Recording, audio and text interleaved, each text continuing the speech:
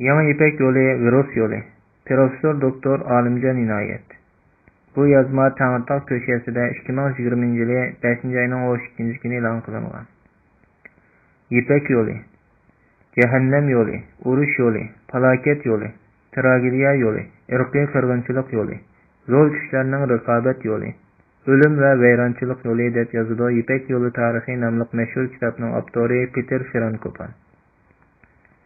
Men bu yılga cin yolu, ejderha yolu, virus yolu deymen.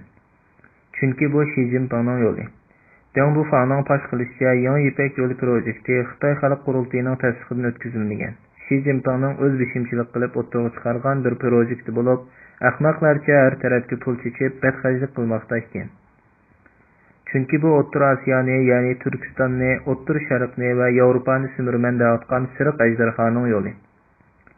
Çünkü bu koronavirusga o'xshash Xitoyning razil ideologiyasini va kulturini yaydigan vabo yolu.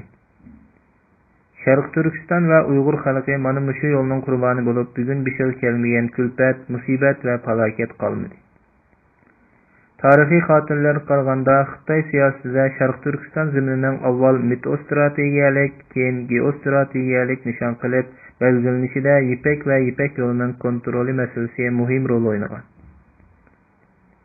İpek qadimki Xitoyda intayin qimmatli iste'mol buyum bo'lib, ayni davrda pul qatorida ishlatilgan.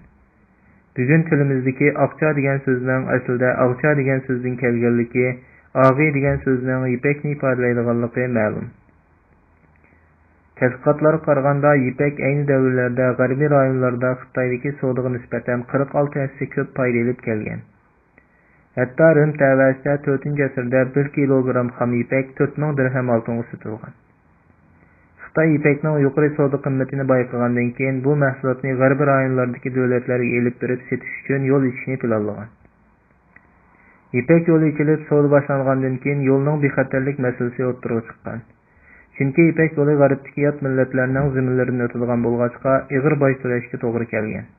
Va İpek to'shigan karvonlarmi davomli bulanchilarning hujumiga uchrab turgan. Bu ahvol İpekning maliyatini o'rtib o'tganligi uchun Xitoy İpek yo'lining bexatarligini qo'llashni bahona qilib, yo'l bo'yicha qarovullar ta'sis qilgan. İpek yo'li uchun muhim bo'lgan bu ziminni ishg'ol qilish niyatini bo'lsa talos urushida ko'rsatgan. Xitoyning Yangi İpek yo'li projekti imperial va dunyo hokimiyatini markazga qo'yib projektdir. Xitoy bu projekt bilan avval O'rta Osiyo, O'rta Sharq, Balqon va Sharqiy Yevropani savdo to'rlari bilan bir-biriga bog'lab, keyin bu rayonlarda barpo qilgan iqtisodiy sistema orqali o'zining siyosiy nufuzini tiklaydi deb aytish mumkin. Xitoy uchun hayotiy ahamiyatga ega bu projektning amaliyleştirilishi to'sovga uchraydigan bo'lsa, Xitoy bu rayonlarda urush jidal chiqarishdan, hatto ba'zi rayonlarni ishg'ol qilishdan yanmaydi. Bu projektga to'sovga bo'ladi deb Sharq Turkiston xalqiga silayotgan zulmi dunyo olamiga ma'lum. Ba'zi davlatlar Yangi İpek yo'li projektining iqtisodiy jihatdan cho'ng gullanishga yo'l ochadi deb qaramoqda. Lekin tarixiy va kollektiv xotira buning degandek bo'lmaydiganligini ko'rsatib turmoqda. Qadimki İpek yo'li Uyg'urlarga ma'lum mezgil farovonlik va madaniyat olib kelganligi bir amaliyot. Lekin buning badaliga ziminini yo'qotib qo'ydi. Bugun joni halqumda. Xitoy yaqinda koronavirus sababli og'ir iqtisodiy ziyon tortgan davlatlarning İpek yo'li projekti uchun olgan qarzlarini ko'tarib o'tish talabini rad qildi.